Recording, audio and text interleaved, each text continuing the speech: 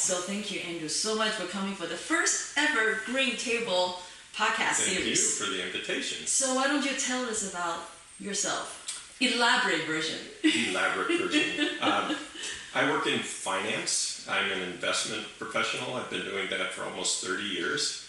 And you started when you were 5. That's correct. No, I work in downtown Los Angeles. It's a high-stress job because I work East Coast hours here on the West Coast, so I'm shifted 3 time zones. So I wake up in the dark, and I usually come home in the dark. So that's what I do during Monday through Friday.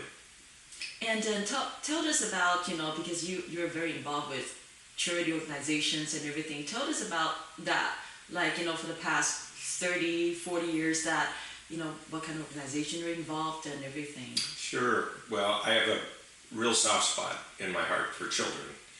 And the first time I got involved in a children's charity was about, probably about 25 years ago. And I met a young girl who had been in 12 different foster care placements in 1 year. And she had been abused by her parents, which is why she was put in the system. And when I met her, she was 7. And I just realized no child should have to go through that kind of a traumatic experience. And so it motivated me to get involved and see if I couldn't help advocate for these kids in some small way. LA County has a very large foster care population, and during the pandemic, it only got bigger, and the stresses and strains in families only got more severe.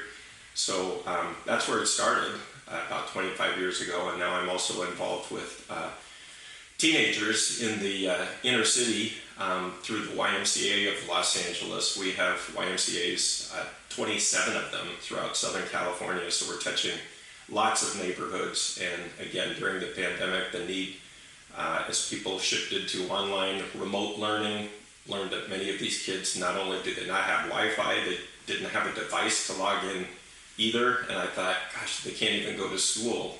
They're just going to miss an entire year or 2 years of education. So I have a soft spot for kids and just trying in my own way to make a difference. Yeah, so I know you're currently the chairman for YMCA Metropolitan.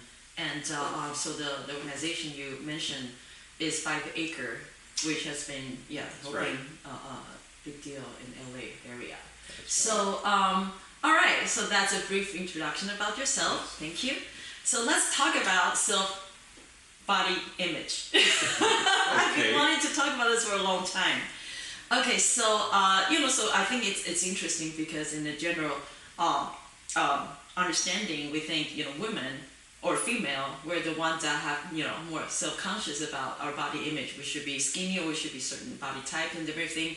But actually, throughout my 15 years of to be a fitness strategist, I found actually men are more so very self-aware of body image. So, your thoughts? Yes. You asked me once to take my shirt off during a workout, and I said, I'm not going to work out without a shirt on. And you said, why not? And I realized because I'm just very self-conscious.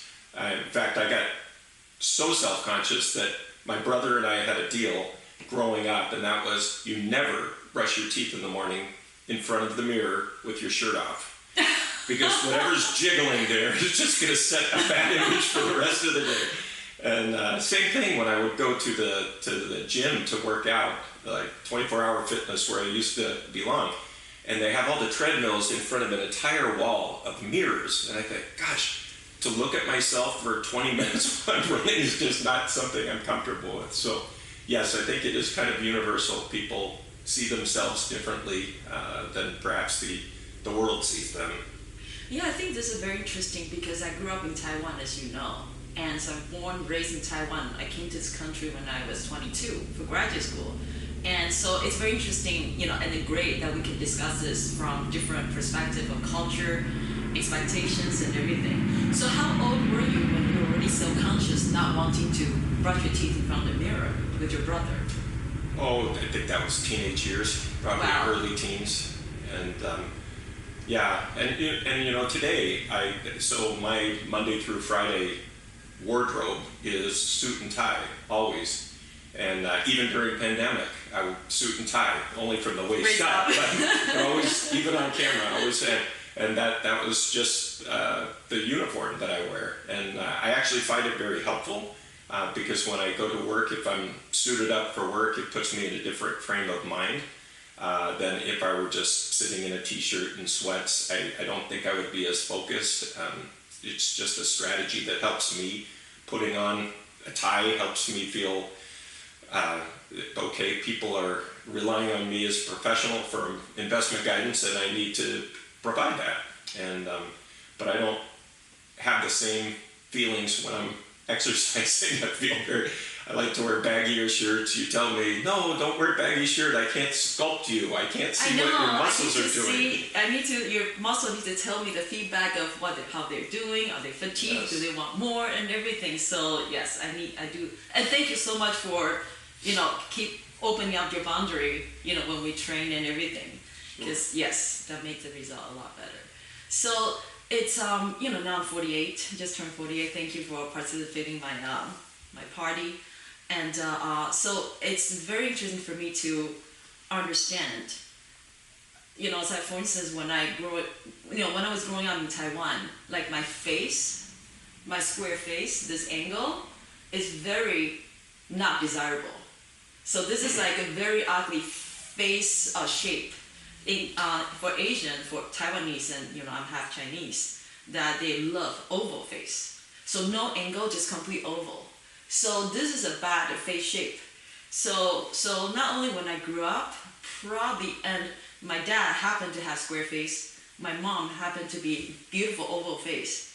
So my mom, even when I don't even remember how old I was, my mom would always tell me that you and your eldest sister has the very ugly face shape. Wow. Yeah, she'll say that. Wow. So we're the ugly one, and only my second sister and my brother, 2 and 2. 2 look like my mom, 2 look like my dad. Yeah, she will tell me that your second sister Rosa and your brother, they're pretty.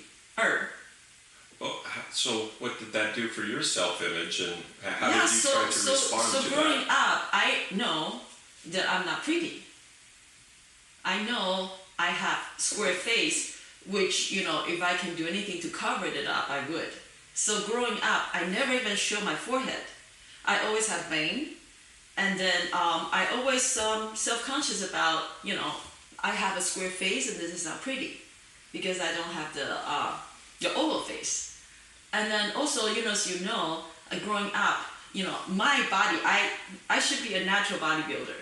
I can work out for 2 weeks and I can go to a competition, right? Because my muscle mass is so much more than most of the female figure, and but this is a very undesirable body type for Taiwanese. In Taiwan they love their girl or their female whatever to be toothpick type. But look at you now, self-confident, personal trainer. Can wear any kind of clothes that you want. What transformed? How did you change your reaction to the body? It has taken me a long time.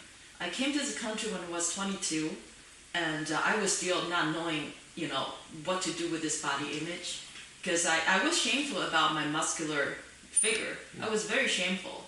Like in Taiwan they called my calf radish calf, and I was actually laughed throughout when I growing up. So it was very confusing. So from 22, when I was 22, came to Miami for school, to, I would say, I'm 48 right now. I didn't get fully confident until, I would say, 1 year ago. So from 22 to 47, 25 years. Okay, so take me back to 22. When you moved from Taiwan to Miami, did you find people's reaction to your body to be different? I was very confused at that time because, growing up, I always have this, belief of my face is ugly and my body is shameful because too muscular. So from 22, I lived in Miami until 28. So that 6 years, I was very confused because although people would sometimes comment on, hey, you have great calves, you know, you have big leg, strong leg, they were complimenting. Mm-hmm. But for me, that was just, you know, shaming reminders. Yeah, of like, you know, I'm too big and I'm, you know, this and that. And so it was very confusing. And then so from 30s, I moved to LA. And then so from 28 to 30, let's say 33, before I became a professional, you know, fitness as in my career, it was still confusing. You know, I still hear people say, hey, your face, you know, angle is so cool. I will be just very confused, you know, because, you know, I probably will think, yeah, they just probably, you know, try to make me feel better because this is not desirable. I finally set everything in years after I became a trainer, at least 10. I finally settled everything in as, you know, the difference is beautiful. And the standard from different culture background, it's just different. You know, like now we like skinny type. Well, since 90s we like skinny type. Right. And in the past 5 years we like athletic type.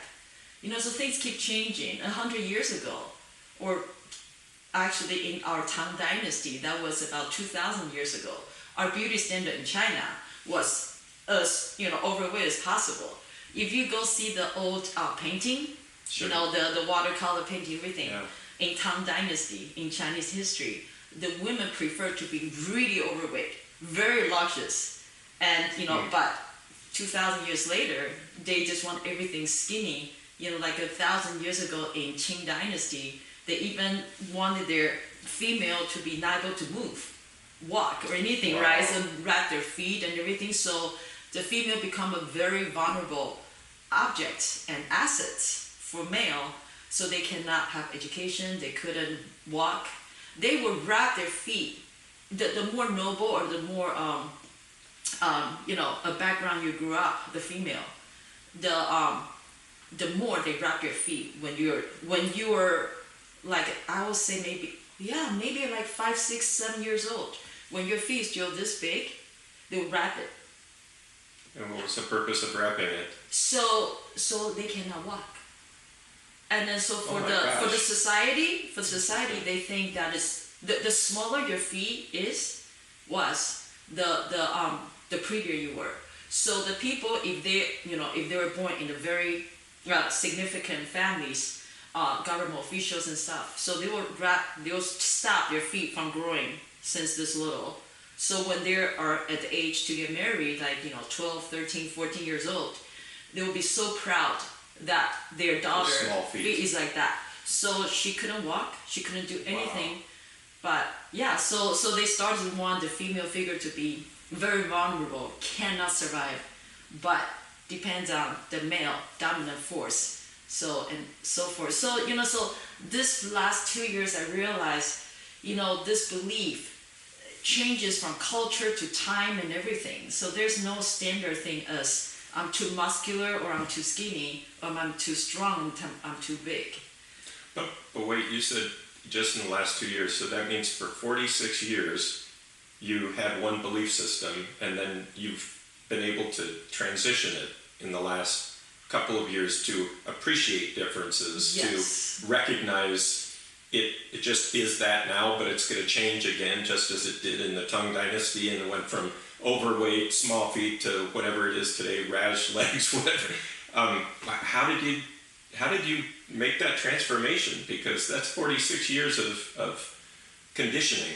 Yes, it's, you know, as you know, that before I was so insecure and everything, so I was, you know, doing the things I felt they were right to do. I work 24/7, you know, I study as hard as I can, I do everything as best I can, and then everything. And I live at the gym, I didn't even have a place to sit down for food and everything for 6, 7 years.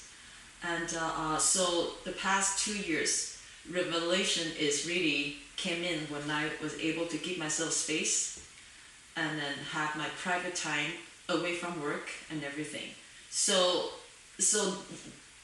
before, when people call me bulky or big, or muscular or anything, that really like, knife stabbing to my heart. It's like, it's like, yes, I'm too big, I'm too muscular, I'm too strong and everything.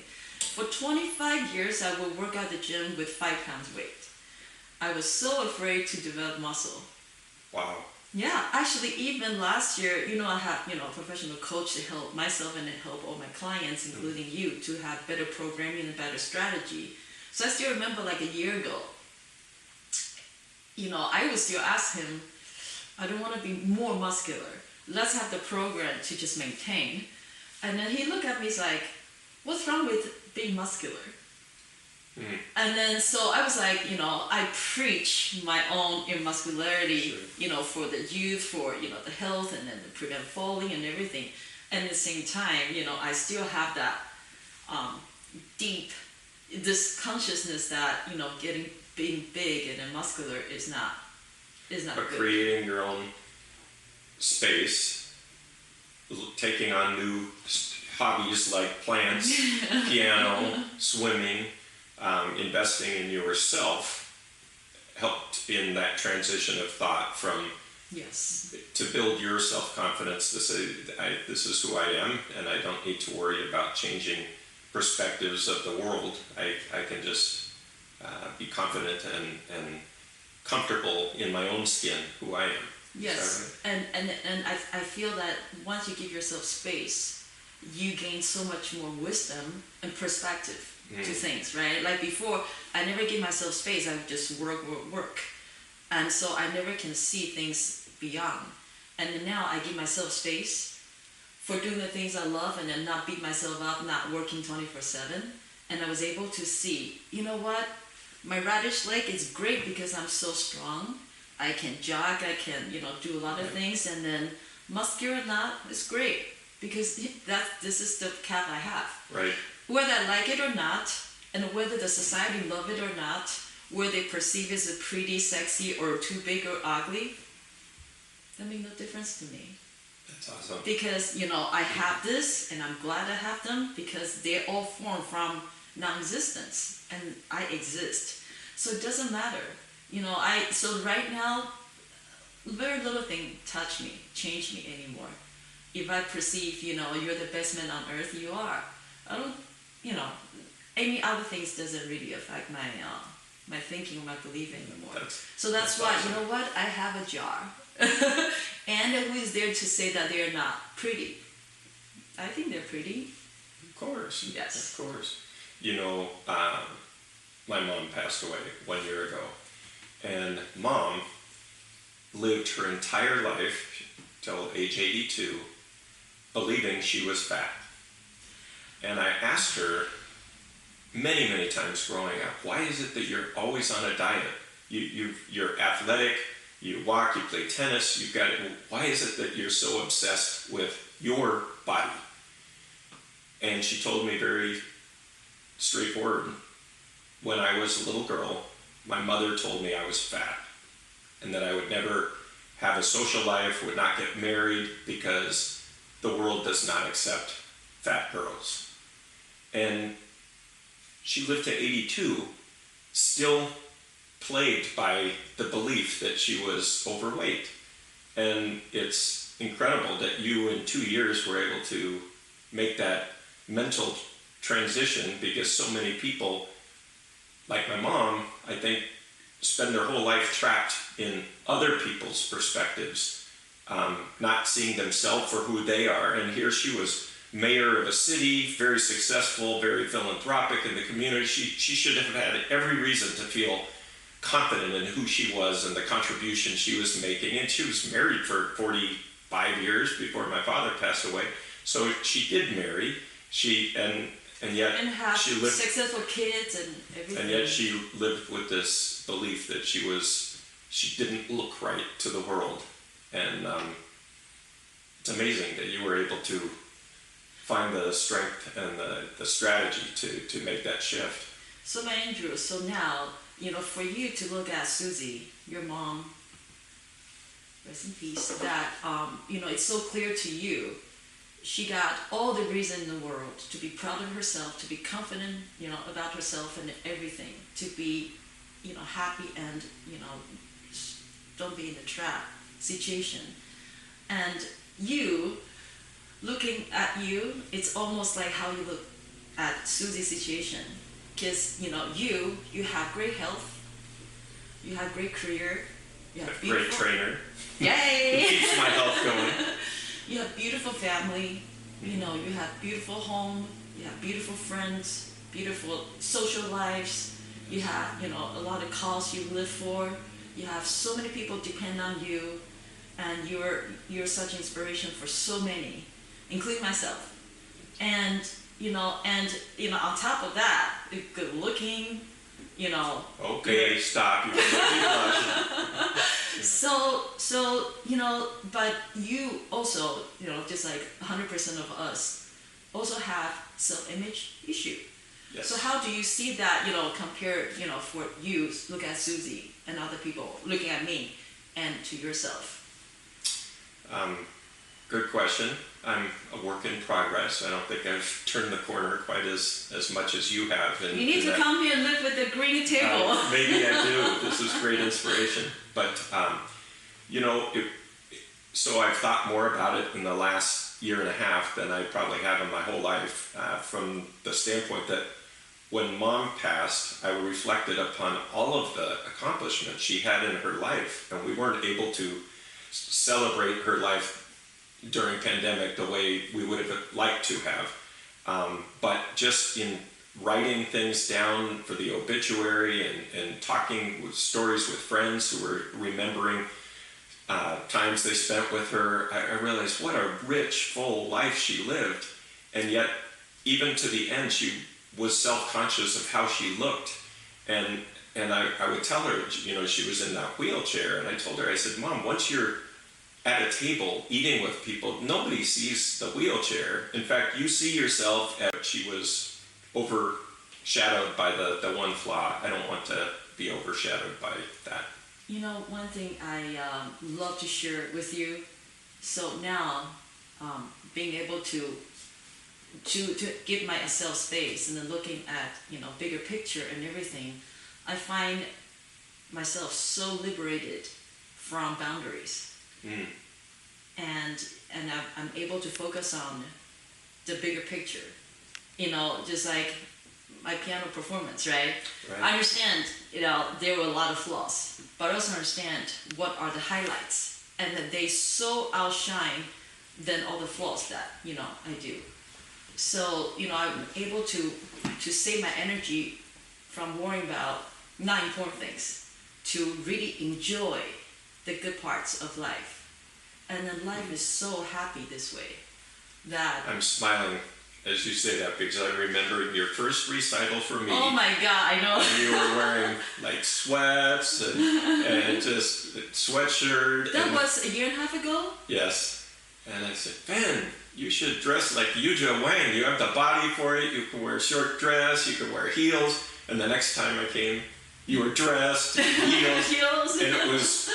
The performance was magical because the self-confidence you showed in just getting out of your comfort zone and saying, no, this is a celebration, this is a performance, I'm going to perform. And same thing for your birthday celebration. You did the same thing. It was awesome.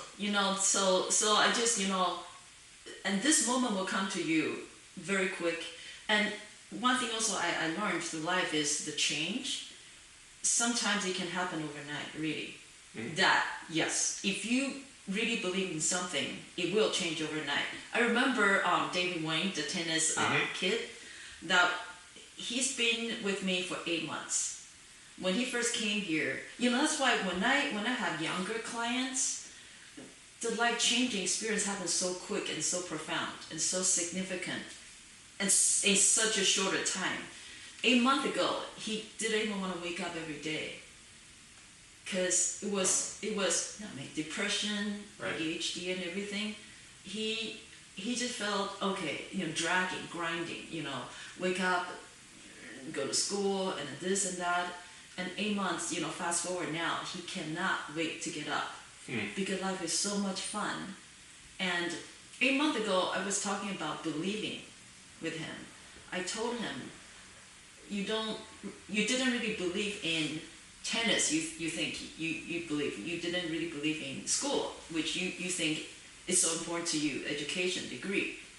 And so once you believe in something, yes, your body and soul, everything, you just go all in. And That's then, great. yeah, every Lesson. moment, is so much fun. It's a great lesson. So a friend of mine, I told you about him once before, wrote a book called The Ripple Effect. Yes, you told And me. he was in his early 40s. He was running a personal coaching, not training, but coaching for business people, motivation, sales, that kind of thing. And yet he found himself drinking too much, smoking, not wanting to get out of bed. And one day he just said, this is crazy, I'm a hypocrite. I tell other people how to motivate themselves and I'm not even motivated. So he committed to one thing. He said, I will exercise for 30 minutes every day for 30 days. And just going to commit to doing that and see if I can hold to that commitment. And the story happens, so after a week he started changing his diet because he was exercising every day. There were certain foods and things that he said, I don't want to eat that. It doesn't feel good when I'm exercising, or I feel bloating. And then a few days later he started doing motivational reading early in the morning before he worked out, because he realized my mind needs to be filled and strengthened also, not just my body. And the ripple effect of one commitment to one small thing was profound on his whole life. And now he's been doing this for, I guess it's been about eight or 9 years since he wrote the book. And he's changing not just his life, but other people's lives, because he just says, what's one commitment you can make for the next 30 days? And don't make it so big that you can't commit to it, but see what happens when you, as you say, have a strong belief on one thing and see what the ripple effect will be. Yes. So. Yeah, I always tell people, bad habits, it has a, snowballing effect on us, right? Mm-hmm. Once we have one snack, and the next day we won't have two, and then, without we knowing, it will be, we're having junk food all the time. So bad habits has, that snowballing vicious cycle effect, but also good habit. Absolutely. Once your body and mind feel clear, feel the benefits, feel the drive, feel the energy, feel the positivity for life, you want to have that more. And the next day, the next week, next month, you want to do better. So, yeah. So maybe 2022 is the year that I will actually be able to have a workout with my shirt off. Yay! Maybe. Go to the beach without, self-conscious about, anybody go car. to EDM raves and not worry about my outfit. Yes, have a Speedo. Yeah, no Speedo. I'm pushing too far. Yeah, that's boundaries. Yeah. But yeah, you're doing so great. You, as a financial advisor, a chairman for many different organizations, and then, a father of two and everything, with such busy schedule, you still manage to go to EDC every year, to Vegas, spend time with your son who, makes music and everything. Yeah. And then, still spend time and take your time to go to your daughter's, children's game and everything. Yeah. So, yes, so, it's like 99.9% of you is awesome. So celebrate with us, with all of us, how we see you. Thank you. Well, it's important to get other people's perspectives, because as I say, the inner dialogue in my head is just my voices. They might not be true, like the square jaw. That's just conditioning by society. It says this is the way you are to look, or this is the way the ideal is. But when you get other people's perspective and they see things about you that you don't see, that's why professionals still have coaches like you have a coach, because yes. You get a different point of view than just your own limited view. And so I appreciate it when you remind me of things that I don't see in myself, or you say, gosh, do you realize this is a personal best? I know for you, when you got your Garmin and you started tracking all your I know, it was exciting. Steps and everything, I said, no, you have to accept that personal best, new personal best. I said, that way over time, you'll just see that you're progressing, and you say, wow, my personal best used to be 6,000 steps in a day. Now I'm up to 16, and you say, wow. But by having that perspective, that little watch gives Yeah, you. thanks for It motivates you. encouraging me to do that, because before I would be like, no, that wouldn't do anything to me. But you told me it's like, okay, be open-minded, try, and then see what is the impact It's fun. on me. Yes, it's very fun. But now I'm thinking about this self-image, right, from the upbringing. Susie, she was so self-conscious about her weight and everything growing up, and then so the belief and the value she, not imposed, but when she raised you guys, that whole thing upon you is so significant, especially when we're little. Mm-hmm. And so I'm, thinking about my other friend. She, times like 100, both of us combined. Her mom was Miss Taiwan. Oh, wow. Yeah, actually, it happened to another old client. This client, her mom, was the Vogue model. So, especially, these two cases I can speak from experience and from the truth, that they imposed to their daughters such a strict image. Wow. And the Vogue model mom, she always told the daughter that you're not pretty enough. Maybe not pretty enough to be a Vogue magazine, or whatever, but she was told ever since growing up. So to this day, she's 60. She couldn't see mirror at any circumstances, not even training. She doesn't care her form. She doesn't want to see if her shoulder is even or whatever. No, she cannot, sit in front of or stand in front of the mirror. And another one, the Miss Taiwan daughter, she was just so wanting to be like her mom, to be everything perfect, that so at age 51, she's already undergone probably 20 plastic surgeries. Wow. From lipo to boob jobs to Botox, and she just did probably the 6 times of her boob job 3 weeks ago. And in 10 days, she's gonna do another facelift. Wow. And I advised her, if you want to do facelift, fine, but wait until 6 months after your boob jobs, because your body's so swollen, right? If you want to do a good job, the plastic surgeon cannot tell what is the exact take. So please wait 6 months after everything your body recover from the trauma, and then consider have consultation and then find a good doctor. No. So she went to most of the doctor doesn't want to take her anymore because it's too dangerous. Right. But she can find some doctors they're willing to take the money and do the surgery. So she's gonna do it in 10 days of her facelift, like entire job. It's like, yeah, she already made up her mind, and there's nothing I can do. Yeah, she even put me as her will trustee. So in case there's any things happen, because she's actually had a breathing problem. I actually sent her to Dr. Gervich because she has shoulder breath issue. Wow. So I couldn't even tell Dr. Gervich that she's going to 2 plastic surgeries because doctor will say absolutely no. Yeah. So she last time 2 weeks ago when she did the surgery, she said, you're the trustee of my will. If anything happened to me, my assistant will call you, and you just follow, execute whatever my will is. Wow. And I'm sure that in 8 days she's gonna call me again and say the same thing. But it's these are powerful things, that these beliefs that we have, that we grow up with. And when thinking about my mom, I think, why would her mother say that to her?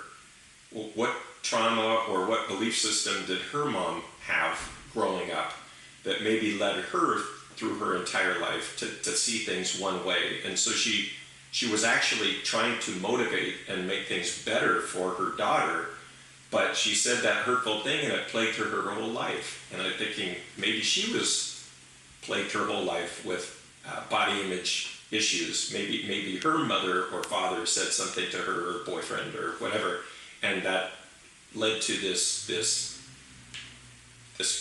etched image in her mind of what perfect girls should look like. And she just said, well, my daughter doesn't measure up, but maybe she never felt she measured up. And yet again, she was a powerful woman, and so we need to break that cycle. We need to find that space, as you said, this demi-paradise right here. Yes, from Richard II. Yes, Thanks, Miranda. yes, because every day you can start fresh. You don't need a New Year resolution to make a change. You can just decide right now, I'm going to change. I'm going to find joy in differences, rather than not being frustrated that I don't look the same as everybody else. Celebrate the differences. Yeah, even just give yourself space that, instead of just criticizing you all the time, and give the space, leave that space, undetermined first, and, and then very near future, you will be able to see above that. And, I tell, people all the time, what's wrong with subcutaneous fat? That is a fat under our skin. Mm-hmm. We need that. We need that for a lot of reasons. That's why we have them. So a little bit, deposit on the belly or on the butt or side, that is okay. That is totally okay. You said once I stop working, my belly fat's going to go away. Yes, stress, cortisone, yes. Cortisone keeps that the protective storage layer on, there. Yes, belly. Because actually, right, when the bear dormanted hibernation in winter, that's where they store fat, the belly. Because it's so this is my winter hibernation. It's your protection for the stressful lifestyle right now. Yes. But, yeah. I need to remove stress from my life. So, Fen, you were sharing earlier that when you didn't even have furniture in your house or a table to eat a meal on and so forth, I was always struck when I went to your studio, there's no furniture here. It's all exercise equipment. Where is your personal space? Where can you not be at work in this studio? And the answer was nowhere. I didn't have any space. You're sleeping in your business. And it was obvious to me because I came in from the outside and I would just be looking for a couch or a kitchen table or something, and you didn't have any of that. But you didn't recognize that at the time. And then the pandemic hit, and I've been working from home for almost 2 years now. I had never set up a home office or anything like that on purpose, because I work long days downtown and wake up in the dark, come home in the dark. The last thing I wanted was to have an office in my house. That was my refuge from my workday. But then the pandemic meant I was working in my business, or living in my business. My desk in the corner, that was my office, and this was also the sofa where I could watch a television show, or that was the kitchen, right? So I realized I'm living in my office, and I don't like it at all. It's just stressful, added stress for me. It was really tough to find any work-life balance, because the desk is just there. I can always respond to some emails. I was still waking up on East Coast time, because that's what my job requires, but my days were blurring. The end time, when I had a commute to go into the office, that marked the beginning of the day. Suit up, go in. When I left the office, that was my decompression time. By the time I got home, the workday was behind me, but all of that blurred over the last 2 years. And it was very, very stressful, and it remains stressful. But some of what you taught me is the importance of unplugging, like my sleep schedule. For me to work East Coast hours, I have to get sleep. I have to get to bed earlier than most people on the West Coast, because I'm going to wake up earlier than most people on the West Coast. You wake up like 3:30, 4:30, right? Every single day. So that's 6:37 East Coast time, which is not unreasonable. But that means I have to go to bed by 8, if I can. On the West Coast time, that's still 11 p.m. Eastern. That's not a lot of sleep. But, you live in West Coast, so there's still a lot of engagements and everything you have to fulfill in a West Coast evening time. Right. So, like you, I have this little fitness tracker, and it measures my sleep. It tells me how many hours of sleep I actually get. And I was averaging, when you and I first started training together. Oh my God, it was 4.5. 4.5 to 5 hours a night. And that's because I was going to the gym at 3:30 in the morning before I went downtown. But by wearing this and becoming more aware of how little sleep I was really getting, I began to go to bed a little bit earlier because I realized I could get 30 more minutes if I just went to bed a little bit earlier. Or if I just decide I'm not going to be on the hotspot. Oh yeah, the fan just hit. Oh really? Oh, because I thought, okay. Oops. So anyways, I realized, gosh, I just can't be burning the candle at both ends. I have to be disciplined, and I have to try to start a sleep ritual earlier than I was before. I can't even, there are certain nights that I do have social things that I need to do. I'm often the first person to leave those social events. I go, I enjoy my time, but then everybody knows, yeah, Andrew wakes up a couple hours from now, so let him go, let him get sleep. So I think it's really easy in this digital, connected 24/7 world where we get notifications on our phone all the time. We've got just stimulus nonstop. We have to be disciplined. Even this little tool helps discipline me to remind me, you have to unplug, you have to get the sleep, you have to set boundaries on your work day, and have to use the downtimes on the weekends to recharge so that I can have full energy, because my clients need me at the top of my game, and I don't want to let them down, and I want to perform my best in everything I do, but there's just no way to do that on 4.5, 5 hours of sleep average. I remember 5 years ago, 6 years ago, when we first talked about your sleep, and you were so resisting the idea that you have to get up later. At that time, we were trying to do 1 hour later instead of get up at 3. So you go to the gym at 3:20, and it was trying.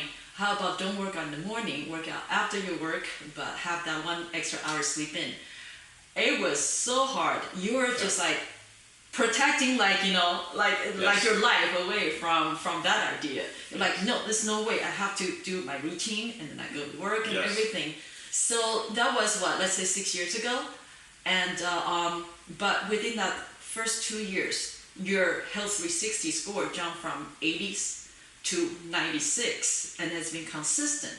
So you see the improvement of your overall health, right? Yes. I knew I wasn't getting a lot of sleep, but I was very functional during the workday. I was able to navigate that. So I had been doing that for so many years that I hadn't realized until I got the extra hour of sleep how much better I could perform, how much clearer my thinking was, because I didn't need caffeine to wake me up in the morning because I actually got enough rest the night before. So I'm still only at about 6.5 hours, trying to get to 7. Yeah, imagine if you're 8 average, how much more you can do for the world. Baby steps, I'm getting. But most of the people, right now in today's society, we don't know what is a full function. From my personal experience, I was trapped in this, cell body image, to being very confused with the different messages from both culture, and then now I finally gave myself space, and I was able to see my life from another vantage point to understand, what's important, what's not important, what I should pay attention, what should I work on, what I really is willing to let go. And then so now, what stage you are at, and what are you willing to do, and what future you're looking forward to. So at age 56, I have more realistic expectations about what I will accomplish in my life. For example, growing up was very competitive in sports, and I was a pitcher, as third baseman, first baseman. You still hold the records, 3 records still, right? For San Marino High. One record. One, still, yeah, that's so how many, Yes. so 40 years already? Yes. Right? Still on the semi-river So I was high very, record. very competitive. And that continued when I was in school. I always wanted to have the best grades that I could have. And it wasn't me being competitive, I don't think, against other people. It was me just always challenging myself. And now, just speaking of physical limitations, at 56, there are some things that I cannot do any longer that I could do when I was a teenager or when I was in my 20s. And yet, rather than feeling bad about myself that I can't do the things the way I used to do them back then, I'm trying to celebrate the things that I can do. So I'm not going to be a professional golfer. That was never my objective. But if I can be a good enough weekend golfer to enjoy time with my friends on a golf course where we have 3 or 4 hours to spend together and just tell stories and laugh, that's success. And same thing, if I feel confident when I put on my suit that my body looks in shape and that people notice that I'm taking care of myself physically, that's sufficient for me to feel that I'm moving forward and progressing, because our bodies unfortunately do age. And yet if I'm still mobile, and yesterday I had 16,000 steps. Amazing. And I wasn't at a music festival or anything. I was just taking walks. You already had 8,000 steps yesterday. Yeah. It was amazing. So, I guess in summary, what I'm realizing is that we can, as we go through life, celebrate the small victories, because they're not small, they're actually huge. These are things that keep me moving, I want to eat better because I know I feel better. I want to sleep a little bit more because I know it helps me recharge. So I think that point that you made about making one strong belief, one commitment to yourself, and just saying this is going to be motivation for me moving forward, because I'm going to commit to this. I'm going to believe this, that if I get the extra sleep that I really will have better health. And there's a ripple effect from there. Yeah, like your friend, ripple effect. So yes, and I still want to be able to rave when I'm in my 60s. So I need to stay active. Yes, perfect. Too much fun. Good. So any final questions? No, but I thank you very much for letting me be part of your inaugural podcast. Yes, in this Demi Paradise here. This is a world premiere, and thank you so much for sharing the corner with me. Well, thank you for being vulnerable about your own experience growing up in Taiwan and issues you've faced, because all I know is a powerful, beautiful, strong woman who is so self-confident. I would have never known for 46 years of your life you struggled too. That means it's universal. Maybe we cover it up better than other people at times, but we all have those struggles. So that goes to say that if I can do it, you can do it. Yes. And that everybody in this world can do it. We'll surpass our limitation, the boundaries, and those biases and discrimination against ourselves, and to see in the bigger picture. Yeah, life is good. There's so many great things happening. We'll focus on that. So have fun. Here's to the next recital, wearing your Yuja Wang dress. Yes! Did you like my dress at my party? Yes. Perfect. Sparkly, just like you. Yay! So next time I'll wear another dress. Okay. Low cut, Perfect. short, 4 inches heels. Perfect. And maybe 22 is the year that I will work out without a shirt on. Yay! We're counting on that. End of the year. Thank you, Fen. Thank you, my Andrew. Mwah.